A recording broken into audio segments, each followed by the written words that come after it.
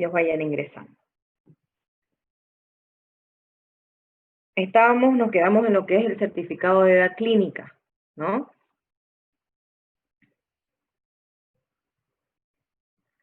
No, creo que aquí. Cuando es mujer, nosotros tenemos que ver presencia de vello púbico, vello axilar, si hubo o no o hay presencia de menstruación, y tenemos que ver lo que son las glándulas mamarias, ¿no? Eso nos van a dar un estimado de la edad de esa paciente. De hombre, lo mismo, vello púbico, axilar, si hay barba o no hay barba, o si hay bigote o no hay bigote.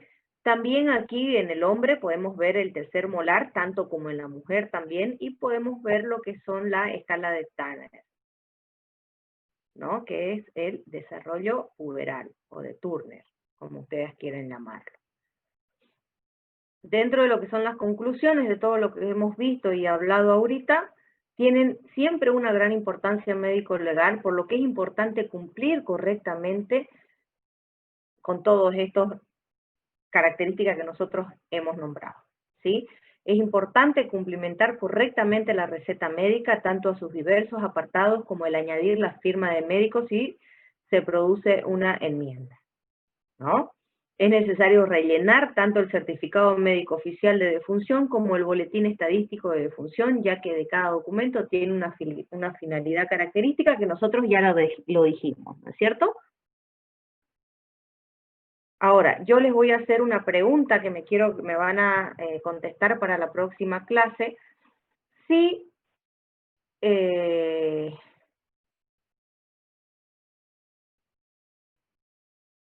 la consulta médica, ¿están anotando? La consulta médica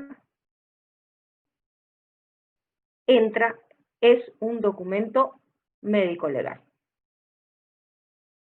¿Anotaron? ¿Cómo, doctor? No entendí. Si la consulta médica es un documento médico legal.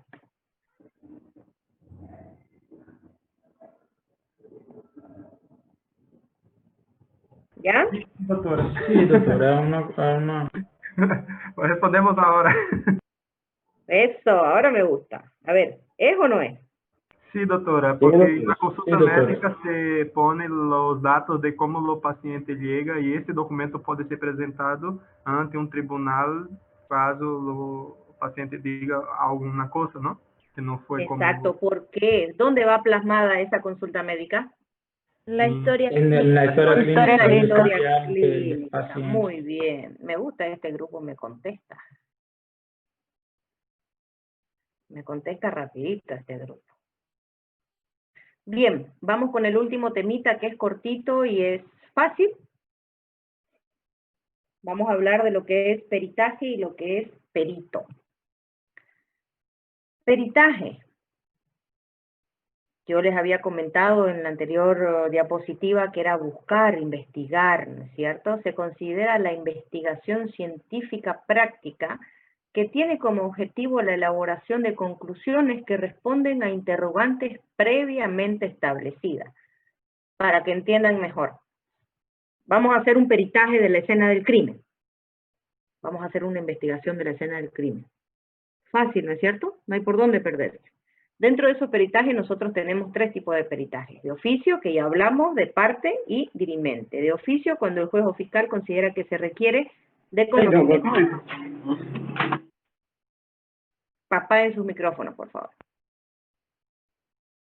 De oficio, cuando el juez o fiscal considera que se requiere de conocimientos especiales en alguna profesión de arte u oficio. De parte, si alguna de las partes está en conflicto, demandante o demandado, cuyo objetivo es presentar su punto de vista especializado. Ya hablamos del tema del caso Floyd, ¿no es cierto? Si yo no estoy de acuerdo, cualquiera de las partes puede pedir otro tipo de peritaje. Y el dirimente, estos pueden ser requeridos por el juez o fiscal o por el Poder Judicial en lo que es el auxilio. ¿Para qué? Para poder nosotros brindar opciones parcializadas cuando hay una discrepancia entre el informe que se emitió por el peritaje que nosotros hicimos, de parte, y el dictamen pericial que se emitió por el peritaje del otro lado, por el peritaje de oficio. Entonces, tipo de peritaje 3. ¿Cuáles son? Oficio, parte y dirimente. El de oficio, brindado por el juez. El de parte, ya sea demandado o demandante, que el objetivo es presentar un punto de vista especializado diferente entre los dos. Y el dirimente, cuando ya nosotros buscamos el auxilio a ese poder judicial, ¿no? Por si hay discrepancia entre estos.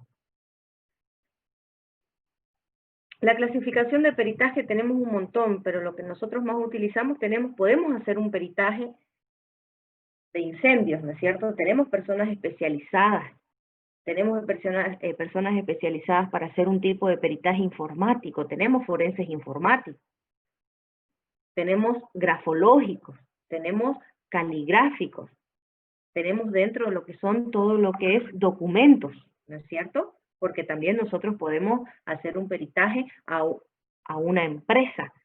Entonces ahí es donde nosotros ponemos la palabra documentoscopio. O tenemos el médico legal. ¿Cuál es la diferencia entre grafólogo y calígrafo? El grafólogo utiliza hipótesis teóricas que pueden definir la personalidad de un individuo.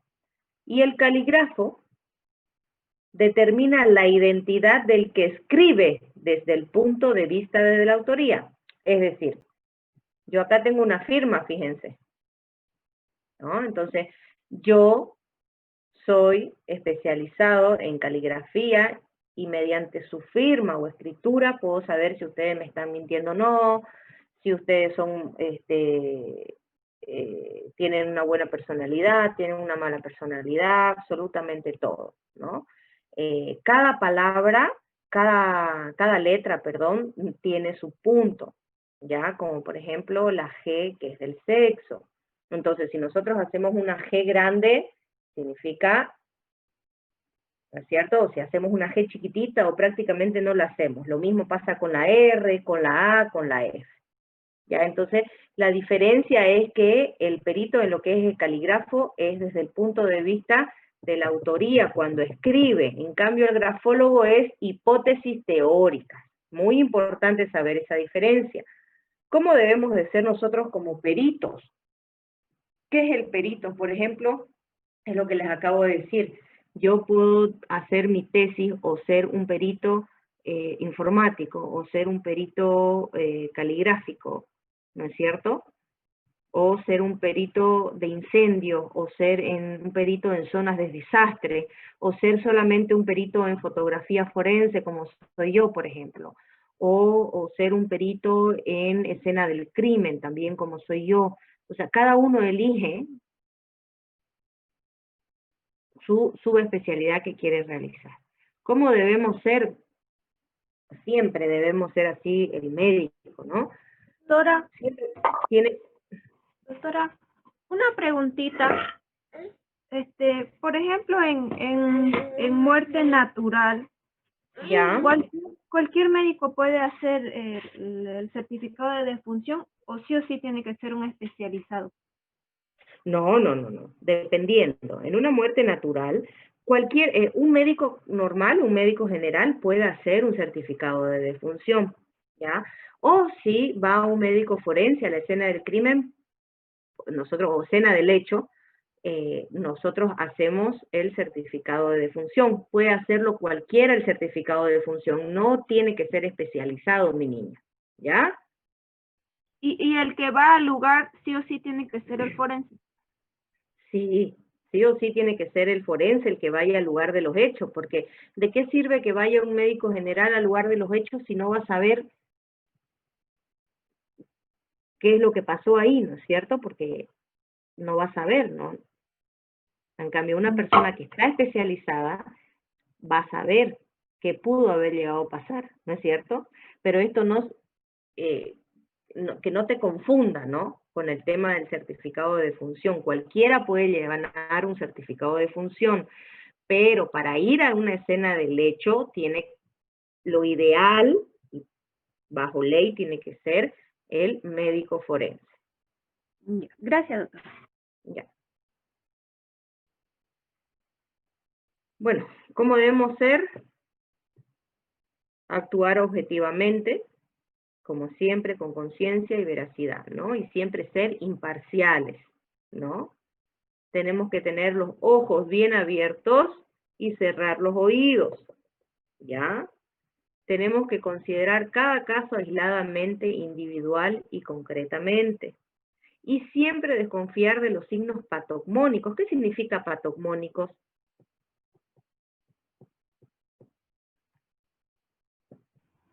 Signos específicos de alguma enfermedade. Exactamente. Específico, doctora.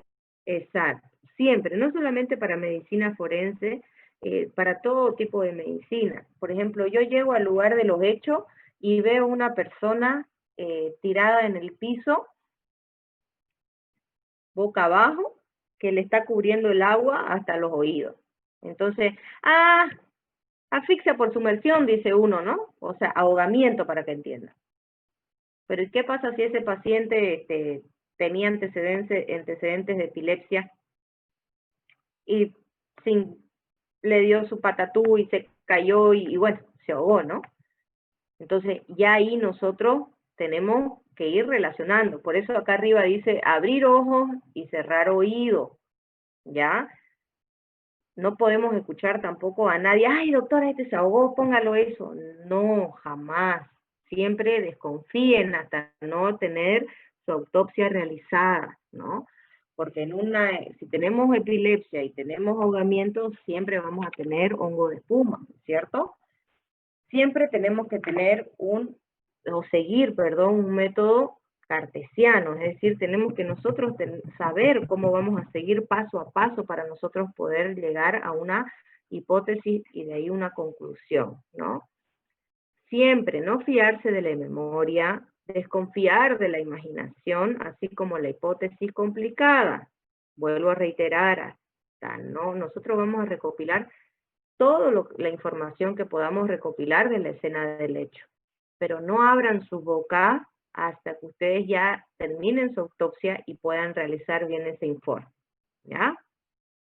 Y siempre la inspección de ese lugar del hecho tiene que ser metódica y muy completa, que ustedes eso lo van a saber poco a poco cuando vayamos pasando ya a lo que es escena del crimen. Para redactar el dictamen tenemos que analizar, sintetizar, pensar con claridad y escribir con precisión e informar de manera simple y clara. Acuérdense siempre, tal vez nosotros somos médicos y a veces decimos palabras que otra gente no entiende. Peor si es gente humilde, que no tiene muchos estudios. Entonces hay que tratar de que esa gente entienda lo que se le está diciendo. Siempre tenemos que concluir con medidas. El arte de las conclusiones consiste en las medidas ni con timidez, ni con temeridad, no afirmar sino lo que se puede comprobar científicamente. Si no, no podemos afirmar absolutamente nada. No sobrepasar el dominio de las propias atribuciones que nos compete a nosotros.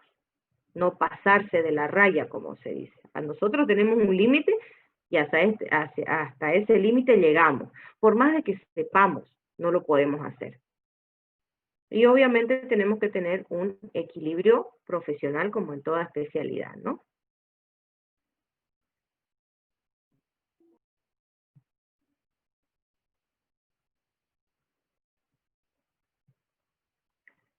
El perito debe poseer conocimientos, son los ojos y oídos del juez y no puede improvisarse. O sea, no puede decir, yo sé tomar fotografía forense, yo las tomo. No.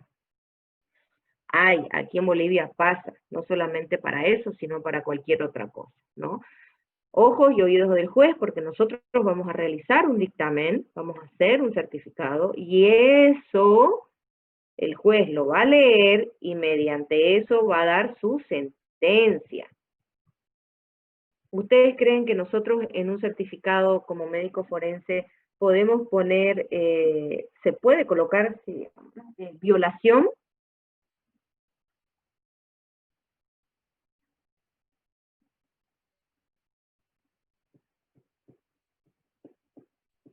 No. ¿Por qué? Porque hay diferentes clases de violaciones, físicas, psicológicas, o abuso. Tiene que ser más específico, doctora. Ya, les digo, nosotros no podemos poner diagnósticos, ¿ya? Lo que nosotros tenemos que poner son los signos. Es decir, en una violación, por ejemplo, signos de defensas, lesiones, presencia del líquido seminal, desgarro de himen a las 12, compatible con una desgarro reciente, eso. El juez, eso ya a nosotros nos dice que hubo una violación, ¿verdad?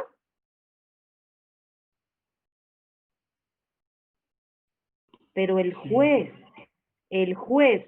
va a decir si hubo violación, o si al juez le pagaron va a decir no, no hubo violación. Nosotros no podemos poner compatible con violación, no, solamente los signos. Se da sobreentendido que es violación. Ahora, en una herida, en una muerte por arma de fuego, por ejemplo, nosotros vamos a poner herida de bala en miembro superior derecho, con orificio de entrada, con sus respectivas características. Segundo orificio, tiene un orificio de salida, tiene segundo orificio de entrada, ingresa a tórax, llega pasa por pulmón, como vimos en la foto, ¿no es cierto? Llega al corazón. Doctora, Sí. ¿y si nosotros como peritos entendemos que eso fue una violación y el juez, se fue comprado o no, dice que no? ¿Qué hacemos? ¿Qué postura tenemos o qué podemos hacer? Nada, ustedes no hacen nada. Ustedes no pueden hacer nada porque ustedes no van al juicio. Solamente van los papeles. Ustedes, tantas autopsias que ustedes van a hacer para tantos juicios que va a haber, ustedes ni se van a enterar. Ustedes siempre, como decimos, con la verdad. ¿No es cierto? Y ahí también, doctora, entiendo. Ya.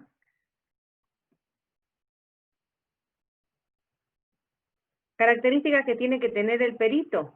Obviamente tiene que ser ajena al proceso, habíamos dicho que tiene que ser imparcial, ¿no?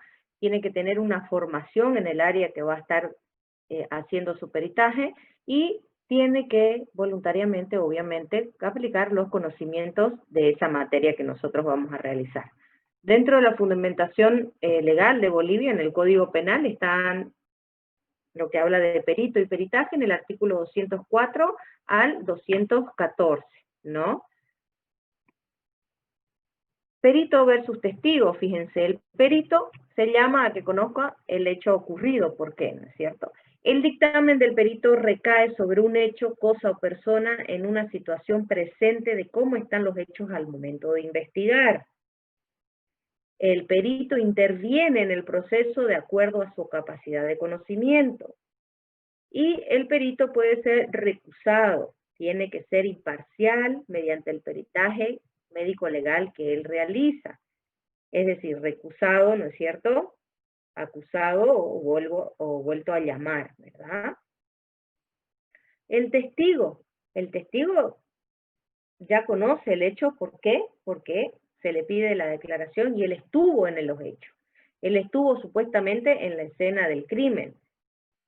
Ya, en cambio, el perito no estuvo en la escena del crimen. Por eso se dice testigo.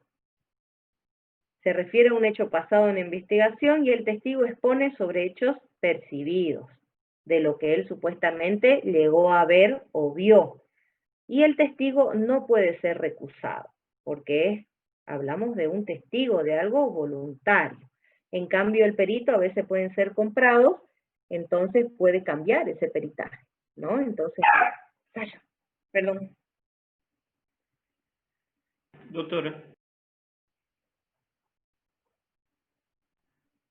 Doctora, ¿Sí? ¿Le escuchó? Pero ¿ha pasado o ha escuchado que perito alguna vez já foi chamado para julgamento, para ser testigo, alguna cosa assim? Ou não, ou isso não passa? No, es que no están entendiendo la diferencia entre perito y testigo. El perito No, sí sí, va... no. Por eso, voy a llegar a lo que me estás preguntando. El perito no siempre va a estar, si hay una balacera en la esquina de tu casa, el perito no va a estar, ¿no es cierto? Cierto. Claro, pero puede haber un testigo. Ahora, de que el Sí, perito claro. vaya a la escena del crimen después de que haya pasado es diferente. Entiendo, doctora. Bien. La formación básica del perito, asesorar correctamente a la justicia, lo que estábamos hablando hace ratito que le comentaba a su compañera, saber cuál es el objetivo real del encargo pericial, conocer los elementos médicos legales y saber las consecuencias de su misión. El informe pericial es un documento elaborado tras haber tomado como perito, siendo imparcial, siempre tiene que ser imparcial, de los puntos de pericias que le fueron encomendados. O sea, de dónde él va a ir a hacer su pericia. El acto médico, sabemos que es responsabilidad, tiene una responsabilidad civil, penal y jurídica. Y la peritación médica, volvemos a lo mismo, tenemos que hacer la recolección de datos, ordenamiento de los mismos datos, y vamos a llegar nosotros con eso a poder realizar una elaboración del informe pericial. Para el viernes, ustedes me van a contestar esta pregunta. ¿El peritaje es un medio de prueba?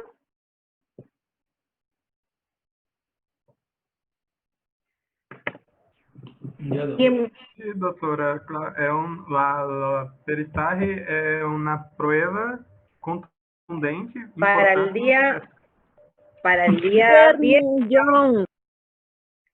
Ya, voy a tomarle lista. ¿Ya? Aliane Karine. Ailana, doctora, presente. Ay, Ailana, perdón. Carolina Agreli. Carolina Agreli. Presente, doutora. Cristian Ewes. Cristian Ewes. Entende? Dayane Costa. Presente, doctora. Diego Áñez. Presente. Edith Rego. Presente, doctora.